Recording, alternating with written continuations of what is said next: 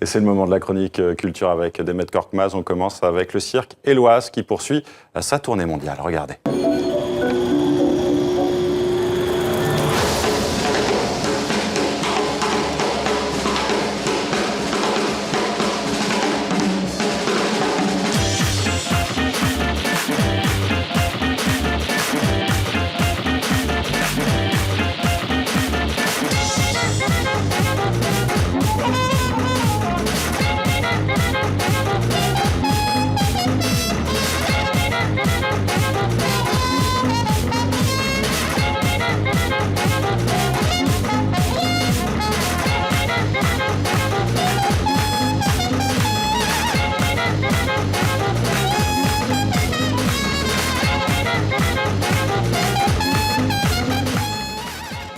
Bonjour Demet.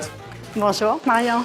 Alors le cirque québécois Éloise a prévu 4000 représentations dans 40 pays, c'est énorme. Après la Suisse, ils vont arriver en France et ce sera la semaine prochaine. Exactement. Circopolis, c'est le nom de leur nouveau spectacle. Ça se déroule au cœur d'une ville froide. Les 10 acrobates sur scène tentent sans cesse de repousser les limites de cette cité déshumanisée. Heureusement, ça swing beaucoup. Le cirque Éloise sera donc en France la semaine prochaine. C'est du 7 au 16 janvier. On est autant dans le cirque, dans le théâtre que de la musique. Ça promet un beau spectacle. Demet 2015 s'achève, donc on l'a beaucoup dit. Quels seront les événements culturels pour l'année 2016 ?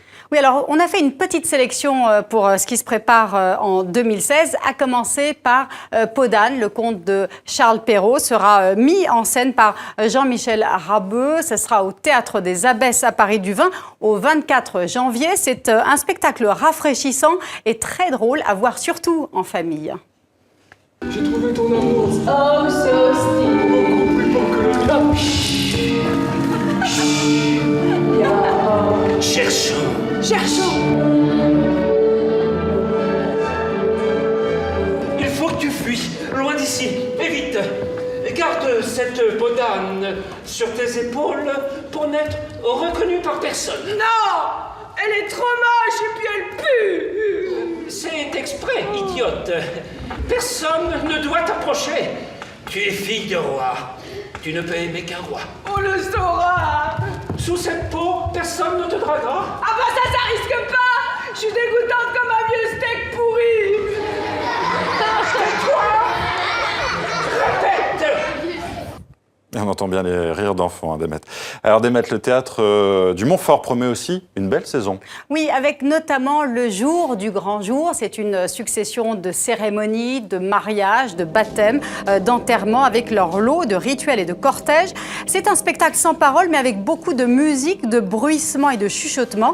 On est dans une satire des conventions sociales, mais toujours avec humanité.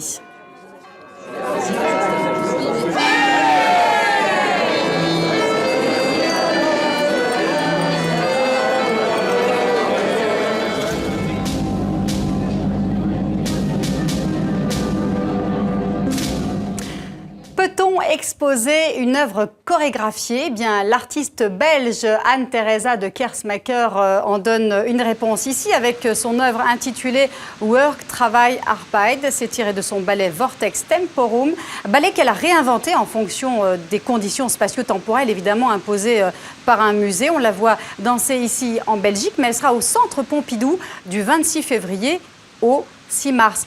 Marian, on reste au Centre Pompidou avec une grande exposition à venir sur Paul Klee, un artiste singulier de la modernité. Ce sera la première grande rétrospective présentée en France depuis 1969. 250 tableaux pour poser un nouveau regard sur l'œuvre de Klee. Alors, d'autres expositions majeures sont à venir également.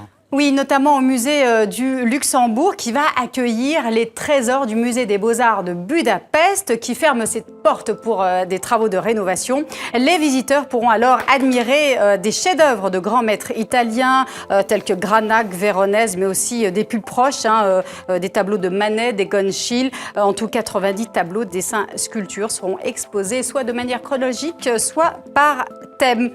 Et enfin, Marian Seydou Keïta, le grand portraitiste malien, sera lui exposé au Grand Palais. Il sera exposé au Grand Palais à la fin du mois de juillet. Seydou Keïta est aujourd'hui considéré comme l'un des plus grands photographes de la deuxième moitié du XXe siècle. La maîtrise du cadrage, de la lumière et surtout ses mises en scène lui ont valu une immense renommée internationale. Également avec Malik Sidibé. Merci Demet, on vous dit à l'année prochaine sur à l'année TV5 prochaine, Monde. Marian, à l'année prochaine.